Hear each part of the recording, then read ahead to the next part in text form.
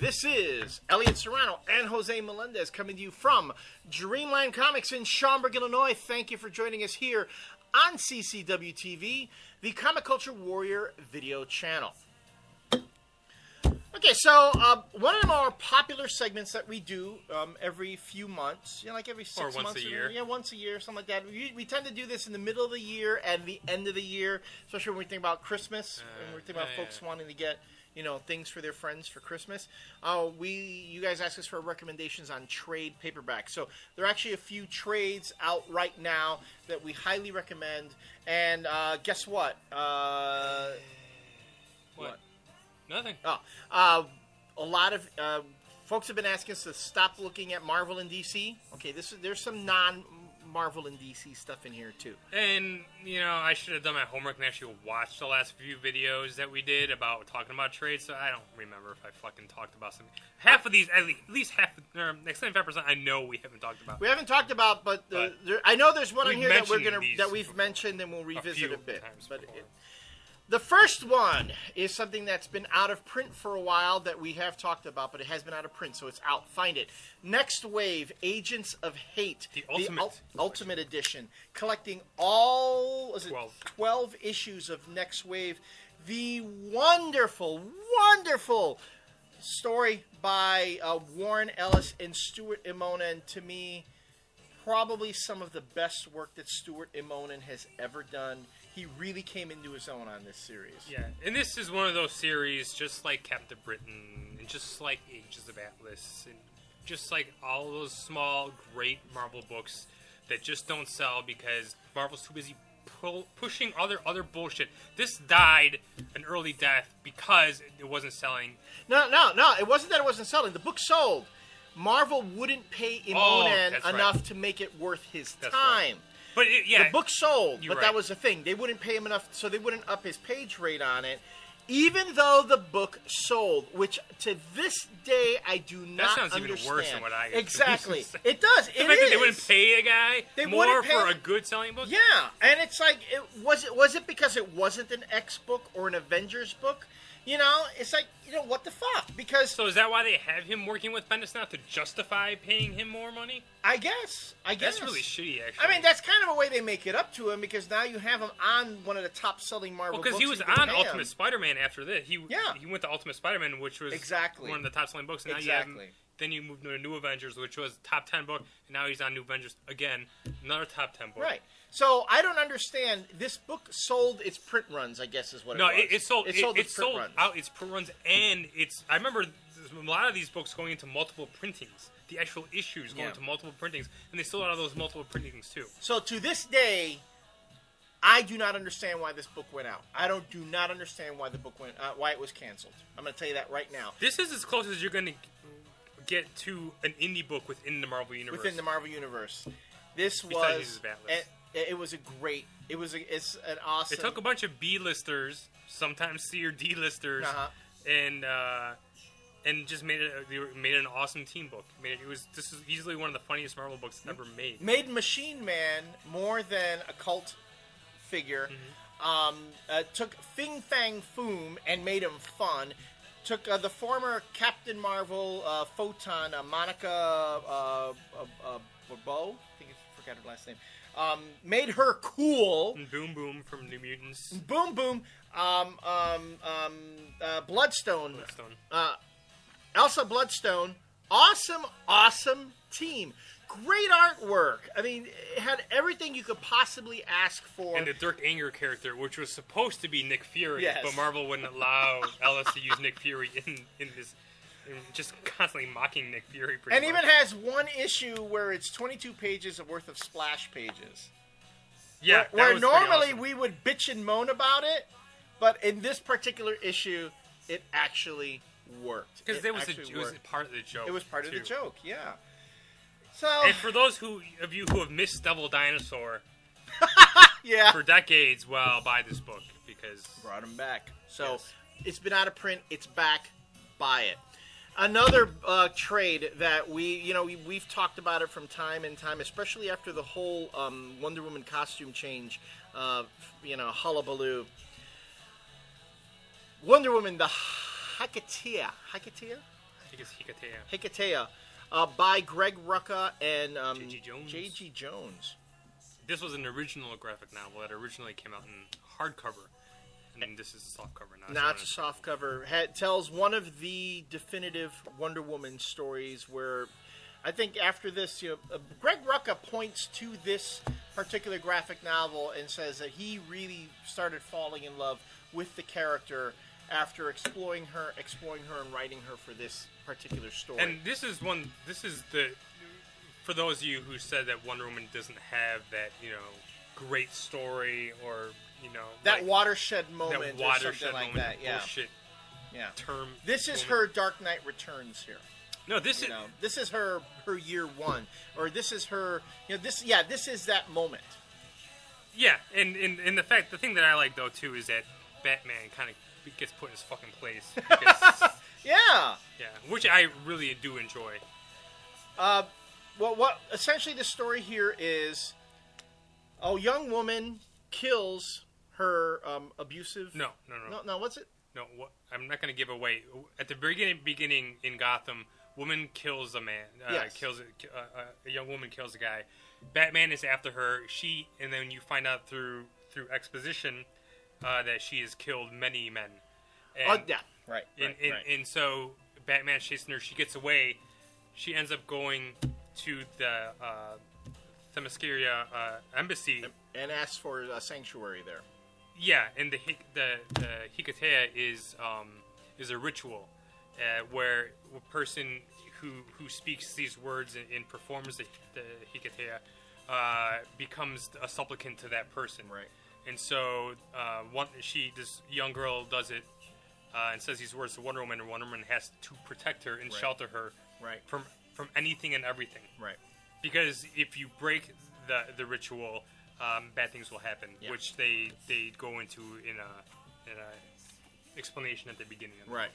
And then of course Batman's got to come in with his code of honor, his code of ethics, which has shown time and time again to be way more flexible. But meh.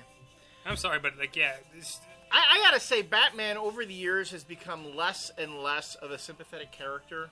Yeah, and in here, he's kind of a dick. Which, he is, yeah. I mean, Batman is kind of a dick. No, he is. He is a dick. No, there's no way around it. Batman's a big dick. But, one of my favorite lines is when Batman's trying to get to the girl, and Batman's like, "Don't make me go through you, Diana." And she's like, "You can't go through me, Batman." He can't do it. And he gets his ass handed to him, which is pretty cool. Pretty cool. So, watershed moment. Grab it. We have talked about this, but we'll talk about it again. The Unwritten by Mike Carey and Peter Gross. Vertigo book. We reviewed the first issue when it came out, and now there's 2 trade paperbacks out so far.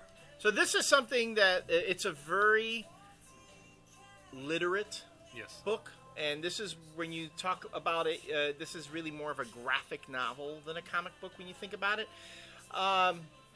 Tells a story. It seems derivative. In the beginning, where it's like it's kind of like a Harry Potter, Willy Wonka. All these types of literary archetypes are brought to life in this story, and it's really about what if a fictional character was real, and if a series of books that people thought were fictional actually turned out to be real. So and where the literary world is actually a real place. Exactly. So this sort of thing has been done before, but Mike Carey does use the conventions of comic book storytelling. He uses them very well. This is where within this context, it has a fresh new spin on it. So this is easily one of my favorite monthly books. And if I look at it too. First one's $9.99. $9.99 for the first volume. Most Vertigo trades are $9.99. Yeah, this is a very affordable book and something that you don't have to be a fan of superheroes and comic books to get into. We reviewed the sequel to this series before, Hot Wire. This one's Requiem for the Dead. This was the first miniseries that came out before the one that we reviewed, and I just. Not going to really go into it again because we already reviewed the first issue of the new one. But I want to throw this in there because Because if you like the miniseries, now you know that there's a trade out that actually goes into this whole story at the beginning of the character. And you should go buy it. It's $14.95. It's not bad at all. The art, again, the art is gorgeous. If you like that one issue, this is just more of that times 100. Steve Pugh and Warren Ellis, again. Warren Ellis only co-created the character. He co-created. Stephen Pugh's the one that actually draws and writes everything. Right. Yeah. Now, Warren Ellis told me on Twitter, it's all Steve Pugh. He really, and the accolades need to go to him. So we are giving Steve Pugh his accolades. The sequel I'm loving, and this is something you're definitely going to want to jump into. We reviewed this series as well, but it's out in trade. It's been out in trade for a little bit. Underground by Jeff Parker, who you know we love, and Steve Lieber.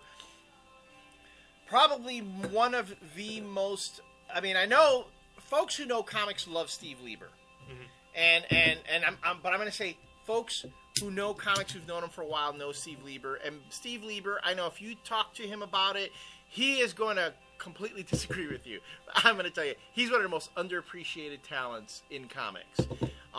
Steve Lieber does solid workman. I don't want to say workman because workman seems like an insult, but really solid. See, I don't want to say flashy, but it's really impressive storytelling. I mean, you look at it, he doesn't do fancy camera angles. He doesn't do speed lines. He doesn't use different types of panel breaks to tell his story. You know, you look at it, if you are a first-time it's almost comic sequential book art reader, in its purest form. Thank you. Sequential art in its purest form. You know what? He's very Eisner-esque. Now that I think about it, he's very Eisner-esque. Because you look at it and everything you need to know about the characters and the story is there. The way he draws it, Jeff Parker doesn't have to do a lot of exposition with the dialogue. Right. Heck, you know, you flip through this, you don't even have that many captions in there because everything happens on the page. You don't need to do a lot. So this is by far one of the more solid stories. For me, this is easily one of the top 3 miniseries of last year, or it ended this year. But one of the best written, and also one of the best written female protagonists that you're going to have in a long time. So I know we reviewed the first issue, and I think we might have reviewed the last issue too. Yeah. So you can go back and find those. But yeah, $14.99. It's an indie book. It's Image. So Jeff Parker and Steve Lieber are going to be getting all that money. And they really should be. They need to get. This is the kind of stuff that needs to be recognized. And I really want Jeff Parker and Steve Lieber to do another book. I want them to go, and I want them to do more indie, especially Jeff Parker. Yeah. I want to see him do more indie stuff because as much as I love Ages of Atlas, as much as I love his Thunderbolts right now, to me, I want to see him do more stuff like this. I want to see him actually create more original stuff like this. This is the equivalent of HBO doing that really good, solid, television stuff, or AMC. Jeff Parker does his Marvel stuff. He gets all the Flash and the recognition for that. But this is what you call your Emmy-winning stuff or your Eisner-winning stuff or Eisner caliber stuff. And don't let the fact that he's taken over Red Hulk fool you. He's actually a very awesome writer. He is an awesome writer, and if anybody can make that fucking character tolerable, Jeff Parker would be the only person I can think of who might be able to pull it off. Can I tell you what's going to happen though? And I don't mean to wish bad on anybody, and I want Jeff Parker to succeed and make that book great. It'll get canceled in 5 issues. Yes, it'll get canceled because it's not going to sell. Because it's going to be too good. Well, because people are used to 24 issues of bullshit Jeff Loeb. Yeah, no Jeff Loeb, right? So it's actually going to be a decent book, and it's going to confuse people. Be like, I don't understand this. There's actual storytelling going on. This dialogue is too clever. Hulk doesn't talk like that. Where's my the humanity splash pages? Sorry, Jeff. I don't mean to put that out in the universe, but I'm afraid that's what's going to happen. Another book that came to its premature end. But we'll be coming back in November. We'll be coming back, but not the same way. Not the same way. We know why. Batwoman. The Detective Comics run was collected in the Batwoman oversized deluxe edition. I'm going to tell you, I bought this baby. This baby is beautiful. We loved it before. And look, I'm going to tell you, I bought all the original Greg Rucka, J.H. Williams issues. So did I. I have them all. But I had to have this too, right? Because it's oversized. It's gorgeous. The artwork was gorgeous before. You're going to appreciate it even more in this edition. Collecting, the Rucka Williams run on Detective Comics, and I'm going to tell you right now, this is going to be one of those... The Eisner Award-winning book, because then J.H. Williams won for Best Penciler? Yeah. Yeah. You're going to see... This is going to be one of those... You're going to look back on this book years from now, and people are going to be looking at this book and going, we never appreciated it when it happened. I mean, this is like... As much as we appreciated it, talked about it ad nauseum. Yeah.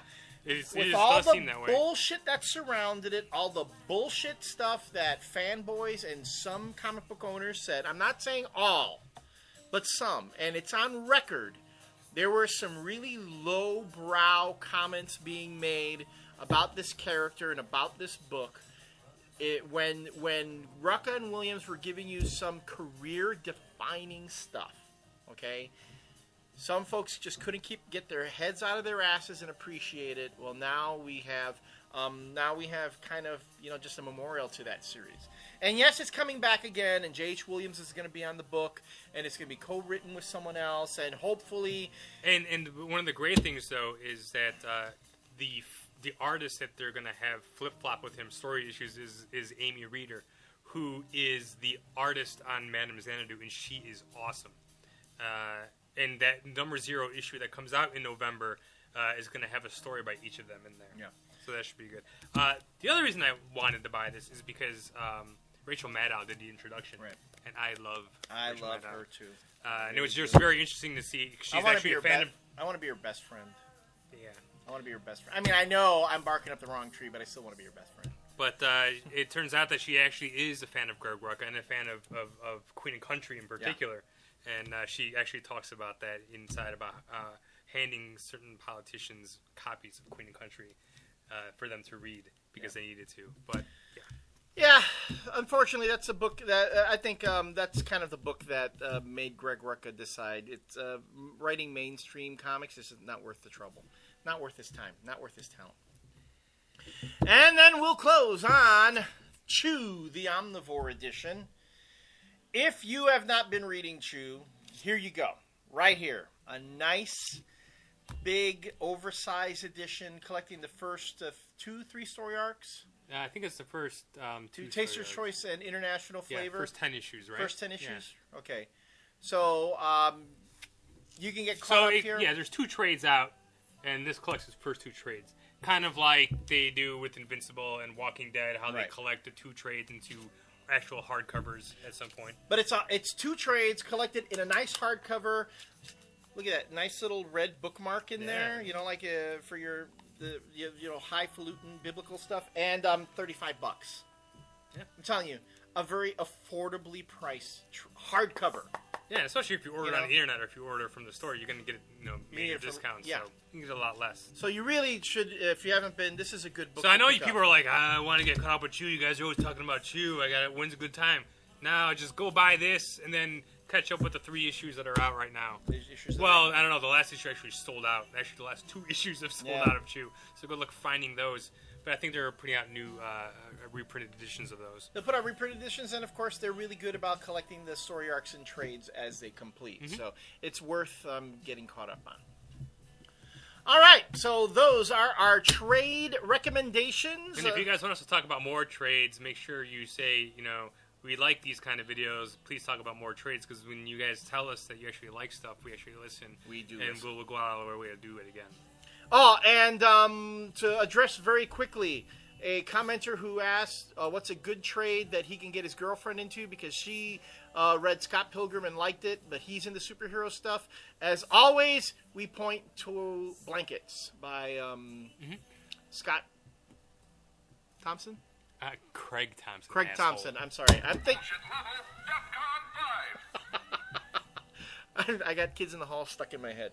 Craig Thompson, Blankets. Or you go back and if you can find it and watch our earlier trade paperback, because we do actually talk about trades for guys who want their girlfriends or to get females into reading.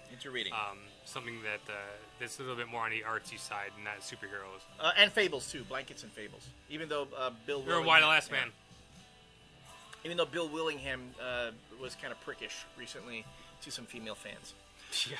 All right. That's an understatement. When we come back, we'll have a brief review that will lead us into Last Rants.